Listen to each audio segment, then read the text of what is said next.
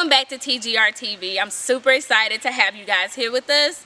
For those of you who are just tuning in, TGR TV is where I bring people on where they're able to share their experiences and how they were able to reverse their lives God's way. Since Mother's Day was like a couple of weeks ago, I decided to bring someone in who could shed a little light on how we are able to honor mothers while they're still present.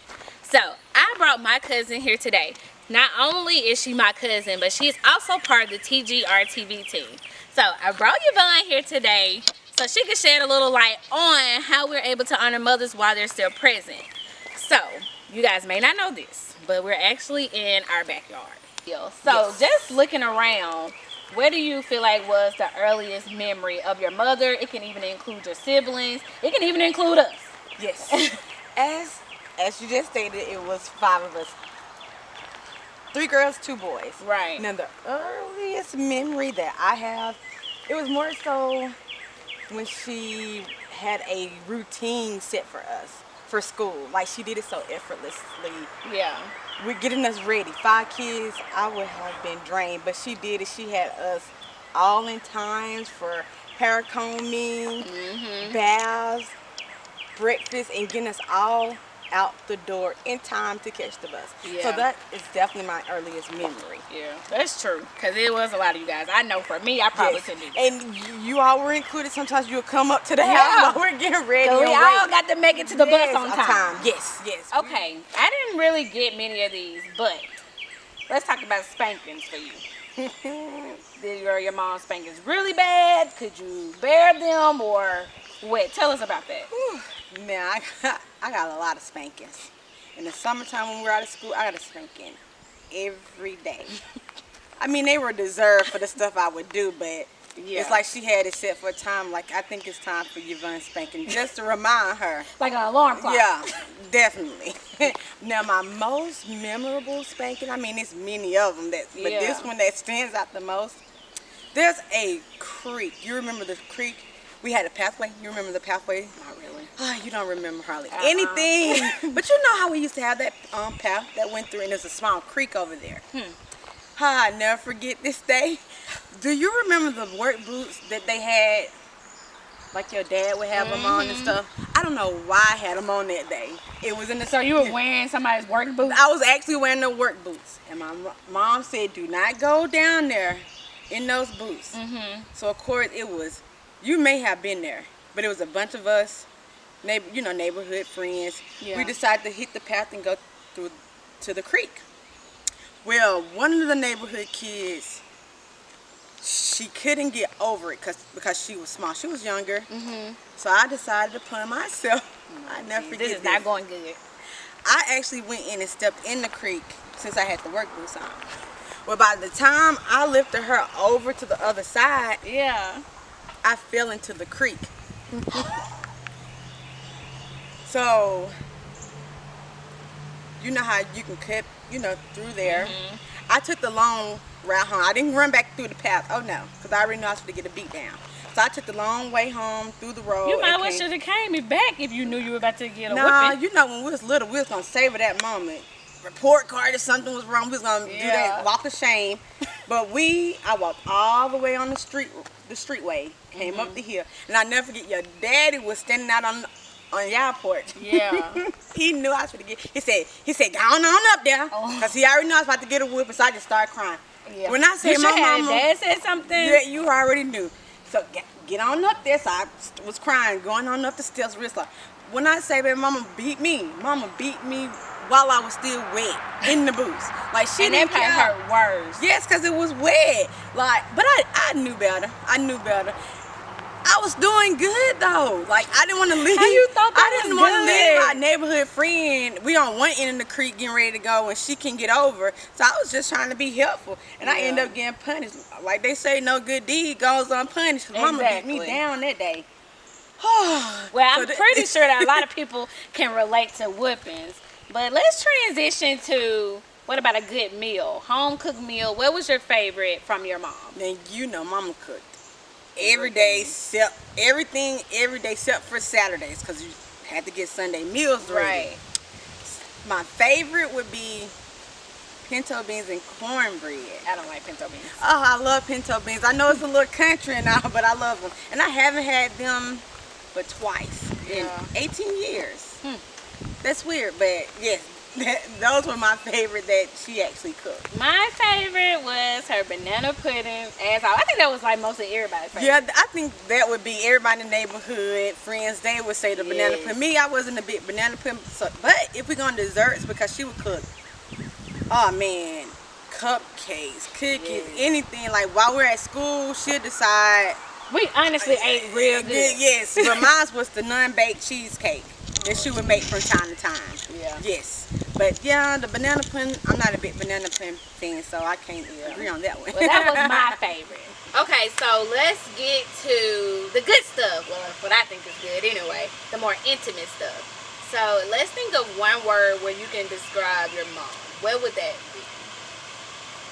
I would say caring. She had such a caring soul. She cared for everyone, family, friends, neighbors. She made sure that if they were here in our home, they were taken care of. If there was anything that she could do, she was there. So I would say caring. Yeah, I like that. She did. She was really caring. Like, she cared for us, for me, my brothers. Like, oh yeah, she loved. You would think y'all were her kids, like. Yeah, we really were like siblings instead of cousins, because we literally were so close, literally. Definitely. So tell me about, like, do you see your mom in you? Is there any type of traits or anything that you see today that resembles something that your mom does, or even how you look, like your appearance? I would say I would go more so on appearance than anything, because I see for myself, I don't know about others, but I see my smile and her smile in me, like, a lot. So I would say my smile physical. Anything else? What about not, like, non-physical? I never heard that I act like my mom. It was more so I act like my aunt. Yeah. But I say more so, that's why I say mine is more so physical than anything. Like, I have sisters, especially the middle sister, who has the other attributes. And what is that? Like my middle sister, Tiffany, she has the caring attitude, the nurturing attitude, personality, excuse me. She was always one of my favorites. Quiet like mom. Like, now, she has those traits. But me, I would say mine's more so on the physical attributes that I see from my mom. If your mom was here today, what would she be most surprised about, or what do you hope you'll think she'd say? Oh, wow. Now, first and foremost, what I hope she would say to me, that she's proud of the woman I've become. Yeah. I would love to hear her say that. What I would think she would be surprised by is that I'm now a loner. Like, I'm a loner. Like, I don't like to be bothered with. I don't like to bother people. I like to be in my little shell. This is true. You know that. You know that. My sister, Tabitha, knows that. Yeah. Like, not to bother me. We both stalk you. Yes, you two would stalk me until I decide, okay, let me see what they want. Yeah.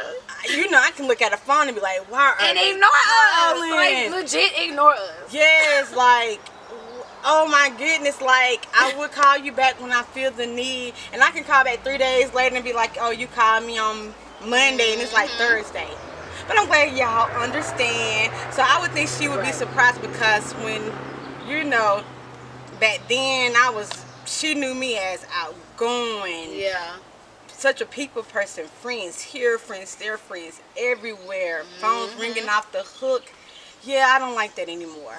Yeah, like, you are like by yourself, to yourself. You don't really like nobody to bother you. Yes, and I will pick up the phone if you keep bothering me. What do you want? Like, somebody, they already know the two. Somebody better be dead. Right. in the hospital or something. And then in those scenarios, which scenarios have occurred like that, where they have called in emergencies, and I would text back and they'll let me know. I'd be like, well, it's not going to change the situation. So I call back when I'm ready. And that's sad, but I think she'll be most surprised by that. Yeah. She may be a little concerned too, but I would think she'd be more so surprised than anything. So let's think. What is something your mom stated over and over that stuck with you today, that you take with you today? I would say, well, this is what she's always told us. Like you said, it's 5 of us, and she always told us that no matter what, all we have is one another.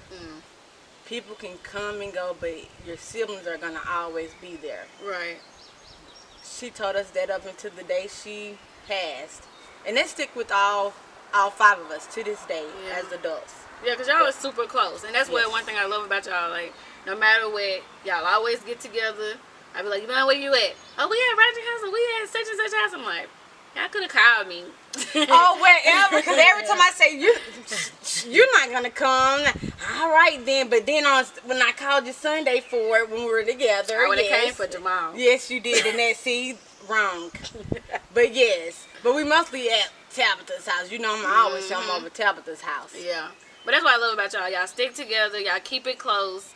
And that's a good thing. And that's what I love about, like, family. Like, we ride for our family. Like, we don't play that. Yeah, we do. We really do. If you bother one, you bother all. And that has always been us. I guess that's what she put in us. Even growing up, if somebody pick on one, I always going to have to be in on it. I love that. Nobody better not walk up this hill. Yeah. And 4 was in it, but 1 setback. Because she's going to be like, and what were you doing? Yeah. But yeah. Is there anything in your childhood that you would have changed growing up? Well, with all the spankings, the punishments. Yeah. You would think I would want to change those, but I wouldn't. Those are actually the most memorable, the ones that I cherish the most and value the most, because those shaped me into the person that I am. Yeah. So I'm going to say I wouldn't change anything except that I wish I could have had my mom here longer to experience some of the things that I feel like she missed out on. Yeah. I would say that would be the only thing, if I could change it, that would be like the only thing that I would change from my childhood. So overall, everything pretty much taught you like a valuable lesson. Oh yes, and it was, I mean, we had a great childhood. Like the great memories, the happy memories, I would say, definitely outweigh the bad prior to her death. I can't remember just not being in a happy place growing up. Outside of your teen moments, but that's just teenagers. But yeah. Let's talk about relationship with your mom. Was there anything that you would change with your relationship with your mom in the past? Or how was your relationship with your mom in general? Well, I was actually a teenager when she passed, so I would say our relationship during that time, of course, when you're younger, you feel like you have the best, but in my teen years, that relationship could get rocky at times, because I was, as stated, I was a very outspoken person, and those debates that we would have, those were quite interesting. I mean, of course, she would ultimately win. Right, correct. Of course, no doubt, but I was going to voice my opinion, which I loved about her, that she was going to hear how we felt.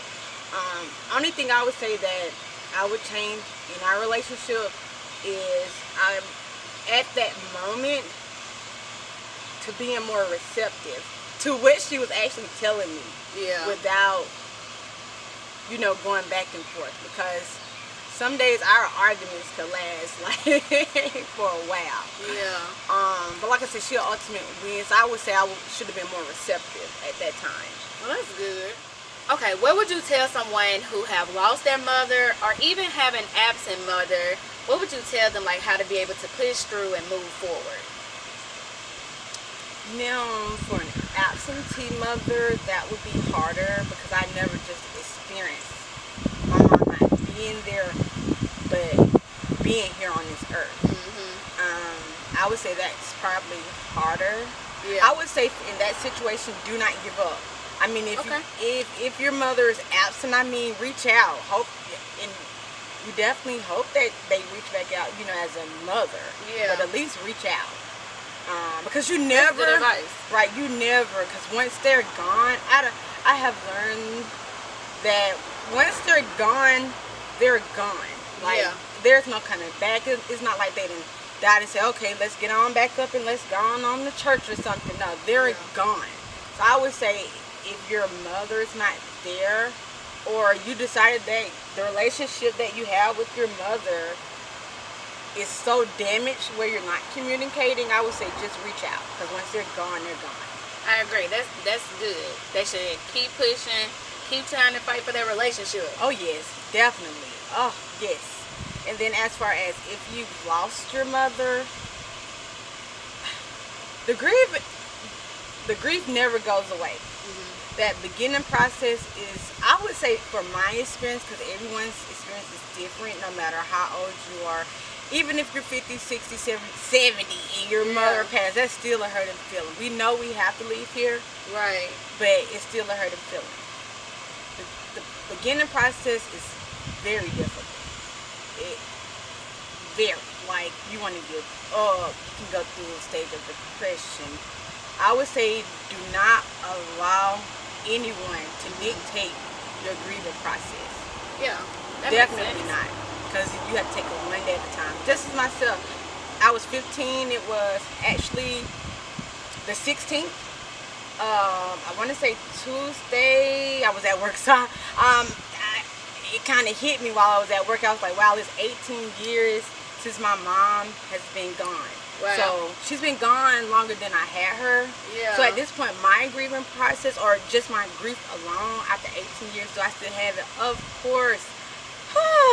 Because situations occur to where I said, oh, I wish I had my mom here for advice. I miss where she missed the relationships, the heartbreaks, the accomplishments. So it's going to always be grief. I hear what my sisters, they have kids, and some days it can get overwhelming for them where they want to just talk to my mom, you know, things of that nature. It's going to always be a process. I just say just keep pushing through it. One day at a time. Do not allow anyone to tell you to get over, especially if they've never been in that shoe. Now, me, I get very offended when people try to tell people, okay, you didn't grieve long enough, all that. Well, God brought him here, take him away, all that. Those cliche statements, I hate to hear. When I hear people, I have had friends whose parents have passed, I don't even really say nothing until it's time. I hate those whole cliche statements, especially if you've never been through it. So that's why I tell people who's been through it, you just keep pushing through. Especially if your faith is strong, which I hope, and it's going to be shaken, especially during that month was very shaken, and I went through so many trials, and you were there. You were there. Tabitha was there. I mean, I had a strong support system. I didn't realize it at the time. I had a strong support system, and I still went through a lot of trials and obstacles. Yeah. And thank God I, got over those, and I am who I am today. But it's a process. Just never give up and just keep pushing. I agree. Like, they can't tell you when to stop, that period, because you don't know. Like, for me, I definitely don't want to ever, obviously one day I will probably experience that, but you can't tell somebody when to stop feeling the way they feel. No, not at all. But I do appreciate you coming and sharing all that with us. Well, I hope you guys learned something out of that. I know I definitely did. That's really why you still have your parents here. Please, it's so important to honor them while they're still present. I thank you guys for tuning in, and we will see you next time on TGR TV.